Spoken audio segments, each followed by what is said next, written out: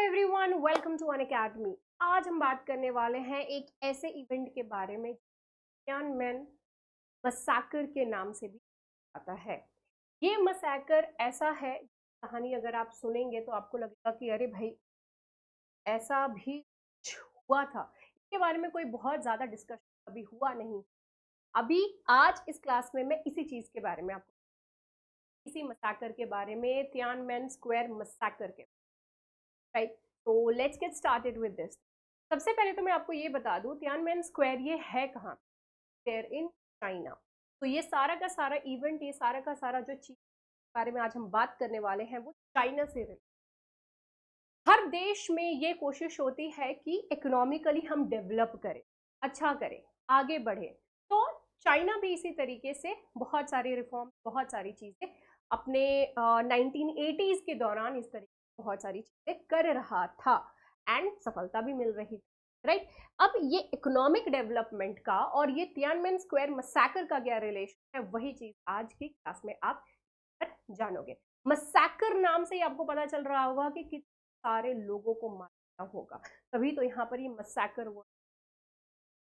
Tiananmen square, अगर हम इसकी यहाँ पर बात करें, यहाँ पे ये एक जगह है जहाँ पर की डिमॉन्स्ट्रेशंस, कहीं पे भी कोई रिफॉर्म की अगर बात होती है तो सबसे आगे कौन रहते हैं? स्टूडेंट्स रहते हैं। कभी भी देखिएगा किसी भी तरीके का आंदोलन होता है तो सबसे ज्यादा आगे स्टूडेंट्स रहते हैं, यूनिवर्सिटी के स्टूडेंट, कॉलेज के स्टूडेंट। उनके बिना किसी भी तरीके का आंदोलन हो ही नहीं सकता है। अगर आप यही चीज इंडिया में एग्जाम्पल ले ले, निर्भया केस का आप एग्जाम्पल ले लीजिए, जेपी आंदोलन का आप एग्जाम्पल ले लीजिए, इंडिपेंडेंस के टाइम का आप एग्जाम्पल ले लीजिए, हर जगह कॉलेज गोइंग स्टूडेंट्स का बहुत बड़ा योगदान रहा है जिसको कि कभी बताया नहीं जा सकता है। तो वही चीज यहाँ पर भी हुई थी, राइट। ये तियानमेन स्क्वायर मसैकर जो हुआ था ये 3-4 जून की बात है, 1980s, लेट 1980s में जब ये सारी चीजें हुई थी। बीजिंग में ये सारा केस हुआ था। आप देख सकते हो कि किस तरीके से मार धाड़, कितना कत्लेआम मचा था। आप यहीं से इमेज को देख करके can understand this complete situation, right. तो जैसा मैंने आपको कहा कि यूनिवर्सिटी के स्टूडेंट यहाँ पर इन्वॉल्व थे इसको लेकर। तो 1989 में एक सेंटिमेंट जो है वो बहुत ज्यादा यूनिवर्सिटी के कर गया था कि भाई हमको पॉलिटिकल और इकोनॉमिक रिफॉर्म, ये दोनों ही चीजें हमको अपने देश में करने की जरूरत है। कौन सी? Political and economic reform. ये दोनों रिफॉर्म के लिए इन्होंने यहाँ पर अपना आवाज उठाना शुरू किया था। जैसे कि मैंने स्टार्टिंग में ही आपको कहा कि इकोनॉमिक रिफॉर्म्स, बहुत सारी एक्चुअली एक्टिविटीज चल रही थी जिसकी वजह से ग्रोथ हो रहा था चाइना में। इस ग्रोथ की वजह से बहुत सारे इकोनॉमिक एडवांसेस की वजह से बहुत सारे लोग हैं जिनको की प्रॉस्पेरिटी मिली। लेकिन ग्रोथ के साथ एक और चीज आती है, बाई प्रोडक्ट आप इस चीज को कह सकते हो, और वो है इन्फ्लेशन।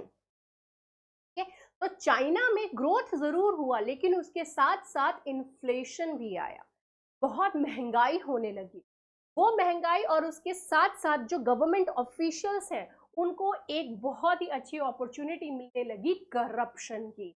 तो करप्शन भी बहुत ज्यादा हो रहा था और इन्फ्लेशन भी बहुत ज्यादा हो रहा था, राइट। तो ये इस तरीके की सिचुएशन हो रही थी जिसकी वजह से ये अपनी आवाज उठाना यहाँ पर शुरू कर दिए थे। तो 1986-87 में लोगों, बच्चों ने, ये सारे बच्चों ने अपना एक आंदोलन शुरू कर दिया इंडिविजुअल राइट्स और फ्रीडम्स को लेकर के कि हर किसी का हक है ये इन्फ्लेशन में दब के रहना नहीं, आपको उससे उभर के रहना। हर किसी का हक है प्रॉस्पेर होने का, आगे बढ़ने का। तो 1986-87 में यहाँ पर इस तरीके की चीजें आगे बढ़ने लगी।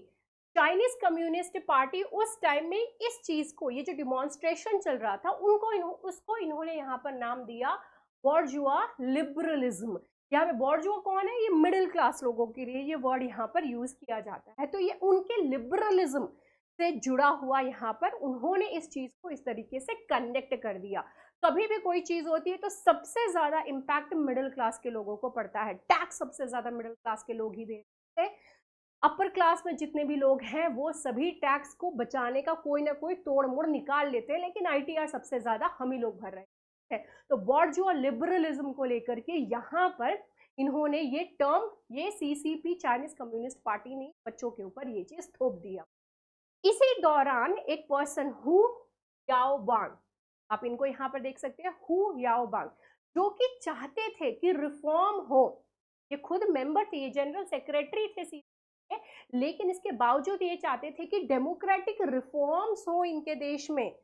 हर पार्टी में ऐसा कोई ना कोई रहता है जो तो पार्टी से अलग सोचता है और थोड़ा लिबरल तरीके से एडवांस लेवल पे सोचता है, जैसे कि हमारे देश में सुभाष चंद्र, राइट। तो हु याओबांग, इनके, मैं इन दोनों की पर्सनालिटी कंपेयर नहीं कर रही, मतलब मेरे कहने का मतलब है कि थोड़ा हट के सोचना, मैं उस चीज को लेकर के एग्जांपल दी। तो हु याओबांग यहाँ पर इन्होंने एनकरेज किया कि भाई हाँ भाई डेमोक्रेटिक रिफॉर्म्स यहाँ पर होना चाहिए, और इस चीज को लेकर के ऑब्वियसली बात है कि आलोचना हुई कि पार्टी के अगेंस्ट जा रहे हो आप, राइट। आलोचना हुई और इनको फाइनली यहाँ पर रिजाइन कर देना पड़ा। This is the Tiananmen square, right. तो इनको यहाँ पर रिजाइन करने पड़ा। इन्हीं सारी चीजों के दौरान 1989 में ही इनकी मिड अप्रैल के टाइम इनकी डेथ हो गई। अब ये डेथ होने के बाद ये जो लोग, अब जितने स्टूडेंट्स थे, लोग थे जो ये लिबरलिज्म को लेकर के, political democratic reform, economic reform को लेकर के आगे बढ़ रहे थे, उनको एक हवा मिल गया। उन्होंने इनको मार्टियर घोषित कर दिया कि भाई ये शहीद हो गए हैं।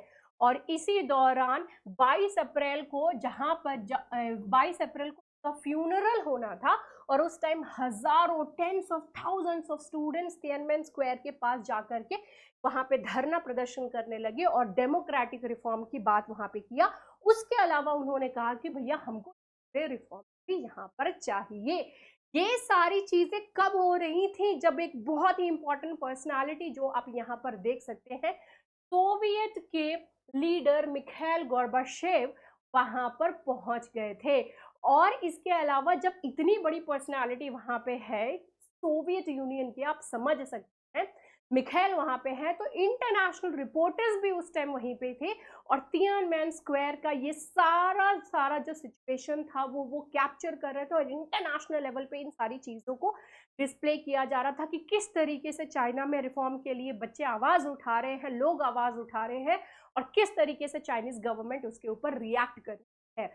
स्टार्टिंग में चाइनीज गवर्नमेंट का जिस तरीके से बयान है, जिस तरीके से न्यूज़पेपर, जैसा मैंने अलग अलग आर्टिकल्स को पढ़ा, तो उसमें देखने को मिला, तो उसमें यही चीज था कि भैया स्टार्टिंग में दे डिडंट वांट कि हम किसी तरीके से इनके ऊपर हार्श तरीके से अटैक, मतलब हार्श तरीके से इनको रोकने की, स्टॉप करने की कोशिश करें, but later on they did this thing, they did this thing slowly and gradually. Tiananmen square के पास बहुत सारे millions of people they gradually came together, और वहां पे आकर के इकट्ठे हो गए और अपने आवाज को वहां पर ये लोग बुलंद करने लगे। और इस चीज को आप समझ सकते हो कि जन सैलाब आया है, और लोगों का वो जन सैलाब को पूरी दुनिया में दिखाया जा रहा है कि किस तरीके से चाइना में क्या चीजें चल रही हैं। तो China was really ashamed at that particular time.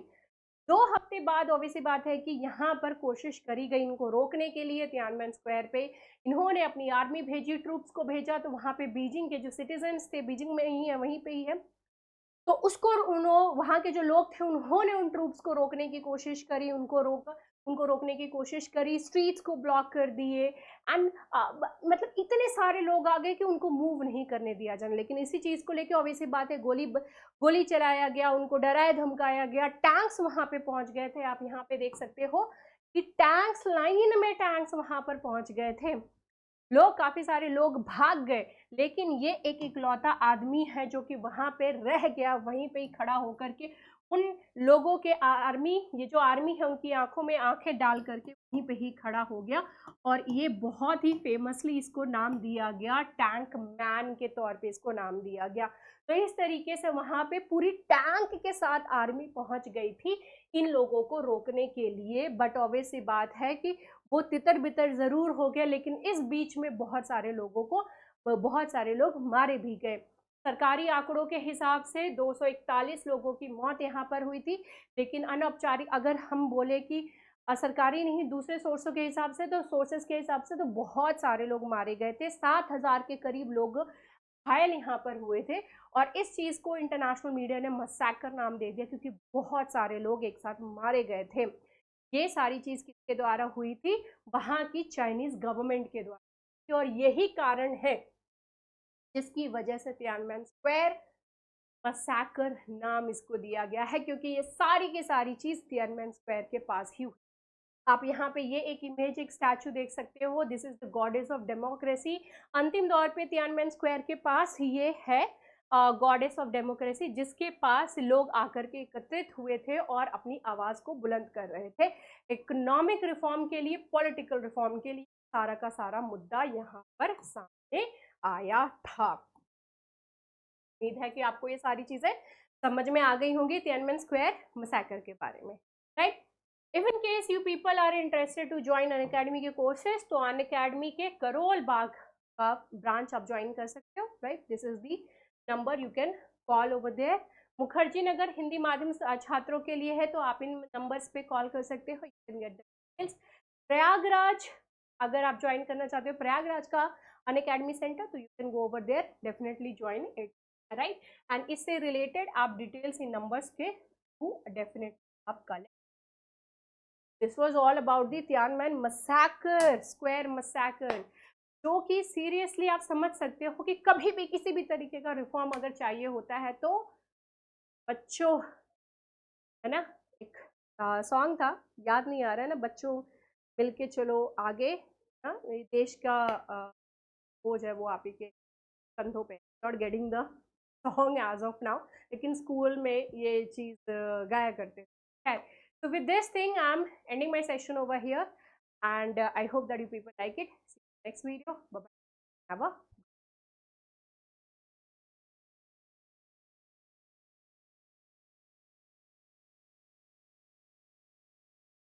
jai hind.